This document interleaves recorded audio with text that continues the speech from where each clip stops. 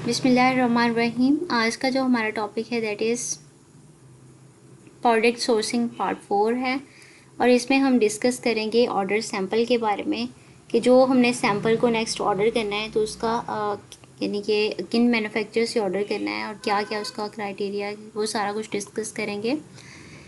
Sample ordering में है कि work with those manufacture who can change the product according to our, हम उन मैन्युफैक्चर के साथ काम करेंगे जो कि हमारी मर्ज़ी के मुताबिक उसमें चेंजिंग कर सकते हैं। We want to do order to make it better, और हम इस तरह का ऑर्डर उसको करते हैं कि यानी कि हम अपनी मर्ज़ी से उनमें उसमें मज़ीद चेंजिंग करवा सकें। और ऑर्डर भी इसीलिए लेते हैं ताकि हम देखें कि ये सैम्पल इनका ठीक है या नहीं है, इसलिए हम सैम्पल को ऑर्डर करते हैं और फिर अपने अकॉर्डिंग एनालिसिस करते हैं कि ये हमारे कंपटीटर्स का भी एक सैम्पल ऑर्डर कर लेते हैं और फिर देखते हैं कि कौन सा ठीक है और उसमें क्या क्या चेंजिंग करवाने वाली। अगर ठीक हो तो हम ऐसे ही कहते हैं कि इसको ऐसे ही मैं मैन्युफैक्चर करवा दें हमारी इन्वेंट्री, और अगर उसमें चेंजिंग करनी हो तो हम उसको कह देते हैं कि इसमें ये चेंजिंग कर दें। 2 से 4 सप्लायर्स को पिक करेंगे, ऑर्डर सैंपल 2-3 ऑर्डर को सैंपल करेंगे फ्रॉम दैम, जो हमें पसंद आएगा उसको नेक्स्ट हम यानी उससे हम जो है अपनी इन्वेंट्री को तैयार करवा लेंगे। कॉस्ट यहाँ पे आएगी कुछ $40 to $100 आएगी। पे देम थ्रो पेपाल और ट्रेड एश्योरेंस, आपने ये कोशिश करनी कि इसको पे करो पेपाल या ट्रेड एश्योरेंस से। Ask them to waive the cost of sample when you make the purchase order. जब आपने ऑर्डर परचेज़ करना है तो आपने ये भी देख लेना है कि उसकी सैम्पल की कॉस्ट क्या दे रहा है। ठीक है, ये तो हम कहते हैं ना कि इतने 500 में लेंगे तो क्या देंगे, 1000 में लेंगे तो क्या देंगे, कितने में देंगे आप लोग।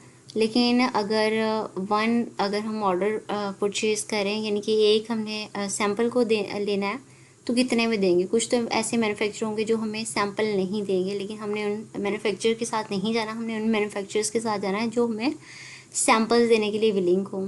Ask all the suppliers to send the samples to them. They will combine them and send you all the samples in one box. It will save your money. Get them airship not by sea. ठीक है।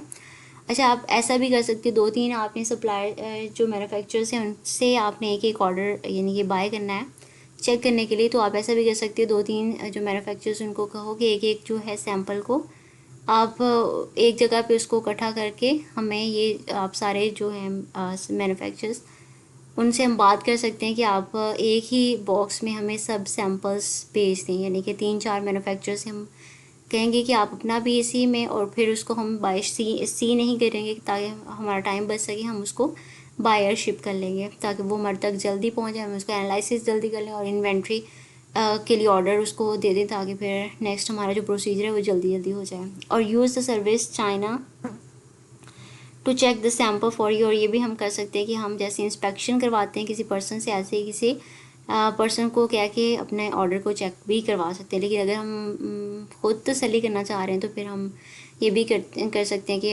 हम यानी कि अपने address पे उसको order कर लें उस सैम्पल को। सैम्पल 2 टाइप्स के हो सकते हैं कि फैक्ट्री के सैम्पल होते सकते हैं और उसके अलावा कस्टम मेड सैम्पल होते हैं, यानी कि फैक्ट्री में जो ऑलरेडी सामान बना होगा वो भी हमें दे सकते हैं। कि ये पिज़्ज़ा पील की अगर हम बात करें, पिज़्ज़ा पील ऑलरेडी इस तरह के बने हुए उठा के हमें सैम्पल के तौर पे भेजते हैं, लेकिन हमने वो सैम्पल लेना है चूज़ मेड सैम्पल, यानी कि जो हमारे लिए स्पेशली उन्होंने तैयार किया हो कि हम इस तरह का आपको मैन्युफैक्चर देंगे हमारी रिक्वायरमेंट के अकॉर्डिंग। तो फिर हम इसलिए कस्टम मेड जो सैम्पल है उसको चूज़ करते हैं। Work to do with sample, sample के साथ हम क्या करेंगे, उसको टेस्ट करेंगे, अपनी यूज़ में भी ला सकते हैं कि यानी कि डेली यूज़ में जो प्रोडक्ट्स हैं। उसके अलावा अगर हमें नहीं चाहिए, abuse them to check the quality वगैरह चेक करेंगे, सारा कुछ एनालिसिस करेंगे, अगर नहीं यूज़ेबल तो उसको वेस्ट कर देंगे। Give them to real user, और ऐसा भी कर सकते हैं कि उसको हम यूज़र्स को एज अ गिफ्ट भी उसको दे सकते हैं ताकि उनसे फीडबैक वगैरह ले सकें। पिकिंग परफेक्ट सप्लायर, जो परफेक्ट सप्लायर्स हमने पिक करना है उसमें ये देखना है कि उसकी जो सैम्पल भेजा उसकी क्वालिटी अच्छी है, प्राइस अच्छी है, और इसके अलावा रिस्पॉन्स रेट उनका अच्छा है, सर्विस अच्छी है, MOQ इतने ज़्यादा हाई नहीं है उनके, प्रोडक्शन टाइम जो है वो इतना ज़्यादा नहीं है। ठीक है, इस पर हम नेक्स्ट वीडियो में डिस्कस करेंगे प्रोडक्शन टाइम क्या है। Purchase order and proforma invoice, ये क्या होता है कि ask your suppliers to send you the purchase order, कि आपने सप्लायर से कहना है कि आपको परचेज आपने ऑर्डर परचेज़ किया है तो उस पर आपको यानी कि स्लिप वगैरह आपको दे, check it and add anything which is missing for it, और उसमें देखनी कौन सी चीज़ मिसिंग है। Purchase order should have this information, उसमें प्रोडक्ट का नेम होगा, मटेरियल होगा, कलर होगा, एप्लीकेबल क्वालिटी स्टैंडर्ड्स होंगे, उसके अलावा क्वांटिटी होगी, इसके अलावा प्राइस होगी, कंपनी का नेम होगा, सप्लाई नेम होगा, डिलीवरी टाइम और प्लेस होगी, इनको टर्म्स जो आप यूज़ करेंगे, अगर आप डीडीपी कहते हैं डीडीपी होगी। If during the inspection it is found that supplier has not manufactured according to the agreed, हमने इंस्पेक्शन भी करवानी होती है जब हमारा सामान तैयार हो जाता है। तो फिर अगर इंस्पेक्शन के दौरान हमारी इंस्पेक्शन क्या होता है, थोड़ा सा इसको डिफाइन कर देती हैं कि हमने तसल्ली करनी होती है कि जो मैन्युफैक्चरर ने तैयार किया सामान वो हमारी रिक्वायरमेंट के अकॉर्डिंग ही नहीं बिल्कुल ठीक है या नहीं है, ठीक है। According to the agreed quality standard or the quality is not good and the supplier will have to rework on the manufacturing। तो हमने ये भी सप्लायर के साथ करना होता है कि अगर हमें सामान पसंद ना आए तो आप इसको दोबारा मैन्युफैक्चर करेंगे and he will be responsible for paying the charges for the second inspection. और अगर दोबारा भी हमें बाद में जब उसने दोबारा उसको चेंजिंग करवानी है तो सेकेंड इंस्पेक्शन भी हमें करवानी पड़ेगी, तो उसके पैसे जो होंगे वो भी जो मैन्युफैक्चरर वो पे करेगा। ये पहले ही हमने उनके साथ कॉन्ट्रैक्ट कर लेना होता है। Payment will be 30% advance and 70% after manufacturing is complete. और जो पेमेंट हमने करनी होती है वो 30% एडवांस करनी होती है, 70% जब सामान सारा रेडी हो जाता है, जब हमने इंस्पेक्शन करवा लेनी, जब वहाँ से उठाना है तो फिर हमने उसको करनी होती है।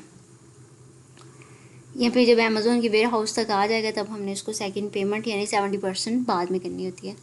परफॉर्मा इनवाइस क्या है, once you have finalised everything with your supplier, एक बार सब कुछ फाइनलाइज कर चुके हैं देन आपने कहना है कि हमें परफॉर्मा इनवॉइस बना के दो और ask your supplier to prepare it, यानी इसको तैयार करवा दो।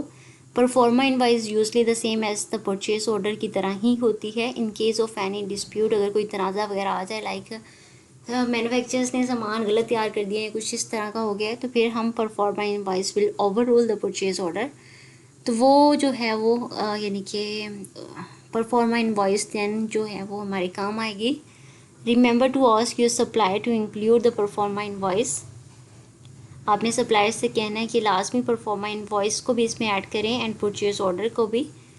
इन जो हमने उनके साथ कॉन्ट्रैक्ट करना है ट्रेड इंश्योरेंस का, तो इसमें ये दोनों चीज़ें लाजमी ऐड होनी चाहिए ताकि इन फ्यूचर हमें कोई इसमें इशू ना आए। Feel free to add anything you want, और आप जो अपनी मर्ज़ी से जो चीज़ इसमें ऐड करवाना चाह रहे हैं तो ऐड करवा सकते हैं।